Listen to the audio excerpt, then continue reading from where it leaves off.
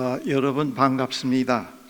조금 전에 특송해 주신 은혜로운 찬양 감사합니다.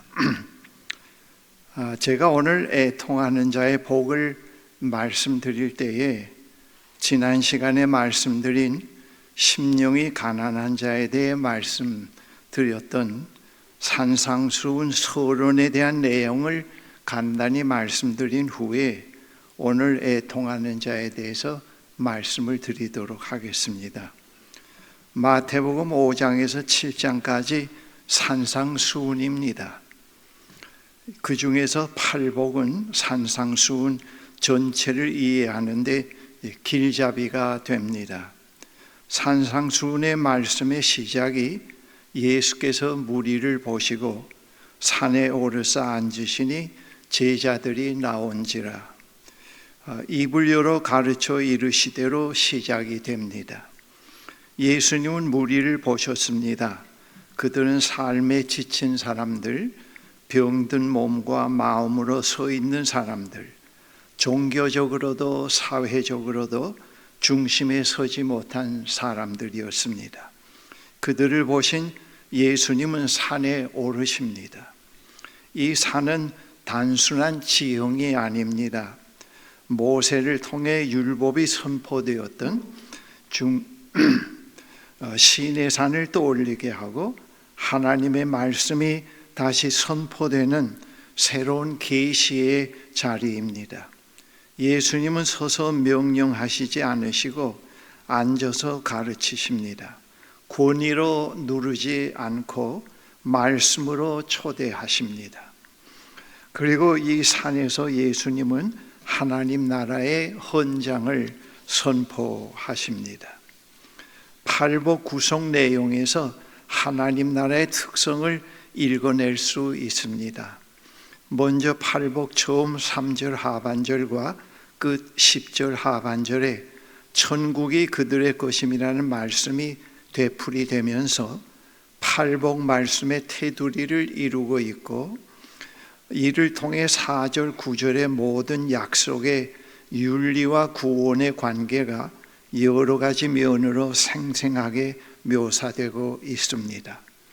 그리고 하나님 나라에서는 슬픔과 기쁨이 한데 어우러지고 배부름과 박해도 한데 어우러집니다. 하나님 나라는 이미 지금 이루어진 것과 아직 이루어지지 않은 것에 긴장 관계에 있습니다. 팔복 말씀에서 알려주는 것은 사람이 어떻게 하나님 나라에 들어가느냐가 아니라 하나님 나라가 누구에게 다가오느냐입니다. 일반 가치관을 뒤집어 버림으로써 팔복 말씀은 산상설교 전체를 읽고 이해하는데 빠뜨릴 수 없는 길잡이가 됩니다. 본문 12절에 기뻐하고 즐거워하라고 합니다. 기뻐할 이유는 하나님 나라에 들어갈 만하다고 인정받는 사람들이 아니라 심령이 가난한 자들에게 있습니다. 애통하는 자에게는 하나님의 위로가 약속됩니다.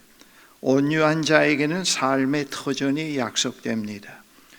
양식을 갈망하듯이 정의로운 삶을 갈망하는 사람은 하나님이 배부르게 해 주실 것입니다. 함께 아파하는 마음을 실제 행동으로 드러내는 사람은 자신을 하나님이 기뻐 불쌍히 여겨 받아주심을 경험할 것입니다. 마음가짐이 반듯하고 양심에 거리낌이 없는 사람은 하나님과 매우 깊은 사귐을 누릴 것입니다. 화해를 이루어내는 사람은 하나님과 한 가족처럼 닮았으므로 하나님의 자녀로 인정을 받을 것입니다. 끝으로 정의로운 삶 때문에 박해를 당하는 사람은 복이 있다고 칭송받게 될 것입니다. 본문은 끝부분에서 본문을 읽은 사람들 가운데 예수님과 관련되어 있다는 까닭으로 공개적인 모욕과 박해와 험담에 시달리는 사람에게로 본문이 향하고 있습니다. 본문에 기뻐하고 즐거워하라고 거듭 권유하는 말씀이 고난 그 자체를 기쁨의 대상으로 만들어 주지는 않습니다. 이 말씀은 하나님을 충성스럽게 섬긴 까닭에 박해받았던 이스라엘 예언자들과 하나가 된다는 것을 표현합니다. 형제자매 여러분, 팔복의 두 번째 복, 애통하는 자는 복이 있나니를 이제 말씀을 드리고자 합니다. 세상 사람들은 말하기를 울지 마세요, 지나간 일은 잊으세요, 강해져야지요, 그렇게들 얘기를 합니다. 그런데 예수님은 정반대로 말씀하십니다. 애통하는 자는 복이 있다. 세상은 웃는 자를 다 복되다고 하고 예수님은 우는 자를 다 복되다고 하십니다. 이 복은 세상이 주는 복이 아니라 하나님 나라의 복입니다. 몰트만은 말합니다. 신앙은 승리의 자리에서 시작하지 않는다. 신앙은 절망의 자리에서 시작된다. 십자가는 패배처럼 보이지만 거기서 하나님이 계시된다고 하였습니다. 애통은 믿음이 없는 상태가 아니라 하나님의 미래를 갈망하는 영적 통증이라고 했습니다. 애통이란 무엇인가? 그것은 단순한 슬픔이 아닙니다. 성경이 말하는 애통은 그냥 감정적으로 우는 것이 아닙니다. 죄 앞에서 애통은 자기 잘못을 변명하지 않고 내가 하나님을 아프게 했구나, 이 애통은 회개로 이어지게 됩니다. 세상의 깨어짐을 보는 애통입니다. 불의, 고통, 상처, 외면당한 이웃을 보고 아무렇지 않게 지나치지 못하는 마음인 것입니다.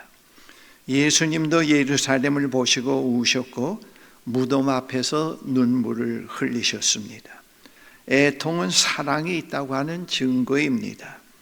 몰트만은 하나님은 고통을 멀리서 관찰하지 않으신다고 했고요, 하나님은 십자가에서 고통하시고 괴로워하신다고 하셨습니다. 그렇다면 애통하는 자는 누구입니까? 세상의 죄와 부조리를 슬퍼하는 자, 자신의 한계를 통곡하는 자입니다. 고난받는 이들과 함께 우는 자입니다. 그 애통 속에 이미 십자가에 하나님이 함께 울고 계십니다. 애통은 하나님이 없는 자리에 눈물이 아니라 하나님이 함께 흘리시는 눈물이 됩니다. 왜 애통하는 자가 복된가? 애통하는 자는 하나님 앞에 서 있기 때문입니다. 애통은 하나님을 등지고 나오는 감정이 아니라 하나님 앞에서 흘리는 눈물입니다. 스스로 괜찮다고 말하는 사람은 하나님을 찾지 않습니다. 그러나 애통하는 사람은 자연스럽게 하나님을 찾게 됩니다. 애통은 마음을 부드럽게 합니다. 눈물이 마른 사람은 다른 사람의 아픔을 느끼지 못합니다. 애통하는 사람은 다른 이의 고통을 안고 기도할 수 있습니다. 그래서 애통은 하나님 나라 사람의 감수성이 됩니다. 그들이 위로를 받을 것이며, 여기서 말하는 위로는 괜찮다, 잘 될 거야 라고 하는 말이 아닙니다. 이 위로는 하나님 자신이 오셔서 안아주시는 위로가 됩니다. 죄를 애통하면 용서의 위로가 있고, 상처를 애통하면 치유의 기적이 일어나고, 세상의 아픔을 애통하면 소명으로 이어지는 위로가 있습니다. 하나님은 눈물을 닦아주시는 분이기 전에 눈물을 함께 흘리시는 분이십니다. 몰트만은 말합니다. 기독교 신앙은 약속을 붙드는 신앙이다. 현재의 완성이 아니다. 미래가 현재를 새롭게 한다고 했습니다. 위로를 받을 것이면은 현재 완료가 아니라 미래 수동태가 됩니다. 즉 지금은 애통하지만 하나님 나라의 미래가 오고 있으며 그 미래가 반드시 위로를 이룰 것입니다. 부활의 미래가 십자가의 눈물을 삼키게 됩니다. 우리는 너무 빨리 웃으려 합니다. 너무 빨리 정리해 버리려고 합니다. 너무 빨리 괜찮아지려고 합니다. 그러나 예수님은 말씀하십니다. 울어도 된다, 아파해도 된다. 그 자리에서 내가 너를 만난다. 애통은 실패가 아니라 하나님께 가는 문이라고 예수님께서 분명히 말씀하고 계십니다. 왜 애통하는 자가 복된가?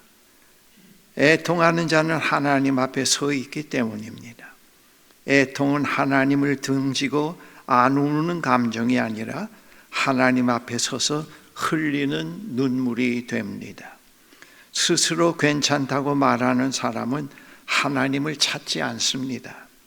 그러나 애통하는 사람은 자연스럽게 하나님을 찾게 됩니다. 애통은 마음을 부드럽게 합니다. 눈물이 마른 사람은 다른 사람의 아픔을 느끼질 못합니다. 애통하는 사람은 다른 이의 고통을 안고 기도할 수 있습니다. 그래서 애통은 하나님 나라 사람의 감수성이 됩니다. 따라서 애통하는 자의 삶은 개인의 내면에만 머물지 않고 사회 속에서 구체적인 삶의 방식으로 나타나게 됩니다. 애통하는 사람은 세상의 고통을 무관심으로 지나가지 않습니다. 가난한 사람의 어려움을 보면 마음이 움직입니다. 억울한 사람의 이야기를 들으면 그냥 넘기지 않게 됩니다. 병든 사람과 약한 사람을 보면 함께 아파하게 됩니다. 이것은 단순한 동정이 아니라 연대하는 마음입니다. 예수님도 인간의 고통 앞에서 눈물을 흘리셨습니다. 대표적으로 요한복음 11장에서 예수님은 나사로의 죽음 앞에서 우셨습니다.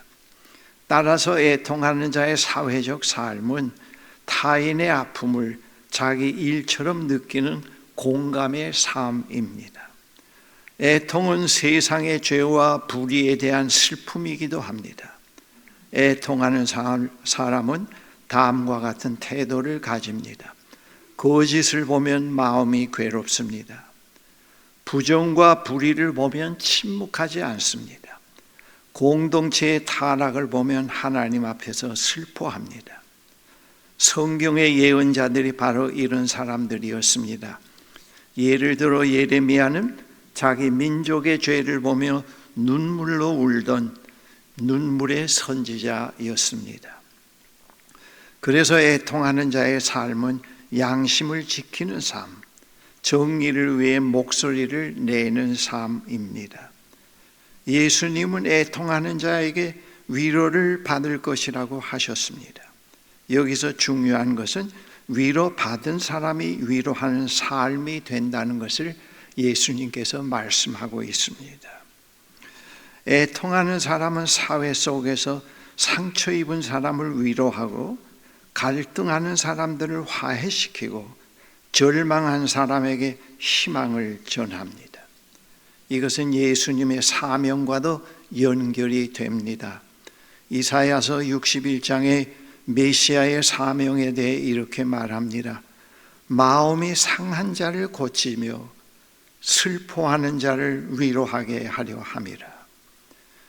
애통하는 자는 세상 속에서 위로의 통로가 되는 사람들입니다. 애통의 가장 깊은 출발점은 자기 회개입니다. 애통하는 사람은 먼저 자기 죄를 회개하고 자기 교만을 돌아보고 하나님 앞에서 겸손해집니다. 이것이 바로 첫 번째 복인 심령이 가난한 자와 이어집니다. 그래서 팔복의 흐름은 다음과 같습니다. 심령이 가난한 자는 복이 있나니 애통함을 갖는 사람은 복이 있나니로 말씀합니다. 애통은 영적 변화의 과정을 말하고 있습니다. 애통하는 사람은 인간만이 아니라 세상의 깨어짐을 전체를 슬퍼합니다. 사도 바울은 로마서 8장에서 피조물이 함께 탄식하고 있다고 말씀했습니다. 따라서 애통하는 사람은 자연 파괴를 슬퍼하고 생명의 고통을 아파하며 창조 세계를 돌보는 삶을 살아가게 됩니다. 애통하는 자의 사회적 삶은 이와 같습니다. 타인의 고통에 공감하는 삶, 불의의 고통에 공감하는 삶, 상처 입은 사람을 위로하는 삶, 자기 회개에서 시작하는 삶, 창조 세계를 돌보는 삶입니다. 즉 애통은 눈물로 끝나는 감정이 아니라 세상을 치유하는 행동으로 이어지는 영성입니다. 형제자매 여러분, 이제 제 설교를 마치려고 합니다.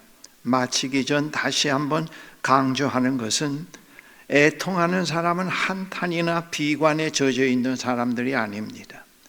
애통하는 자들은 우울증에 걸려 있는 사람들도 아닙니다. 애통하는 사람은 열등감에 사로잡혀 있는 사람들도 아닙니다.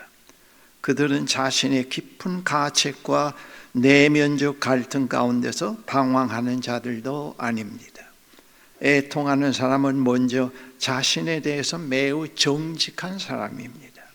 그리고 그들은 자기 나라와 민족, 인류를 진정 사랑하는 사람들입니다. 그들은 겸손한 사람들이며 그리스도의 마음을 가진 사람들입니다. 이러한 이들에게 하나님의 위로가 있다고 말씀합니다. 이러한 사람들에 의해 긍정적인 역사적 사건이 일어납니다. 진정한 애통에는 치유가 있고 위로와 희망이 있습니다. 그리고 반복되는 죄의 단절이 있습니다. 교회는 자기 시대에서 애통하는 삶을 우리가 살도록 노력해야 하겠습니다. 다 같이 기도하겠습니다. 위로의 하나님 아버지, 눈물 속에 임하시는 주님, 상한 심령을 가까이 하시는 주님을 찬양합니다. 주님, 우리는 웃고 있지만 속으로는 울고, 말하고 있지만 속으로는 무너지고, 살아가고 있지만 깊은 상실 속에 서 있습니다. 우리의 죄를 보며 애통하게 하시고 세상의 깨어짐을 보며 무감각해지지 않게 하시고 하나님의 뜻이 이루어지지 않는 현실을 보며 거룩한 슬픔을 잃지 않게 하옵소서. 주님, 자기 연민의 눈물이 아니라 회개의 눈물을 주시고 절망의 탄식이 아니라 하나님 나라를 향한 갈망의 탄식을 주옵소서. 우리가 애통할 때 그 자리가 저주의 자리가 아니라 복음의 자리임을 믿습니다. 우리가 울 때 주께서 가까이 오시고 우리가 통곡할 때 성령께서 말할 수 없는 탄식으로 함께 하시며 우리가 무너질 때 그리스도의 십자가가 우리를 붙드심을 믿습니다. 주님, 눈물을 외면하는 강팍함을 거두어 주옵소서. 눈물을 흘리되 소망을 잃지 않게 하옵소서. 애통하되 부활을 바라보게 하옵소서. 오늘도 우리의 슬픔 위에 하늘의 위로를 부어주시고 상한 갈대 같은 심령을 꺾지 않으시며 꺼져가는 심지를 끄지 않으시는 주님의 자비를 경험하게 하옵소서. 애통하는 자가 복이 있다 하신 주 예수 그리스도의 이름으로 간절히 기도드리옵나이다. 아멘.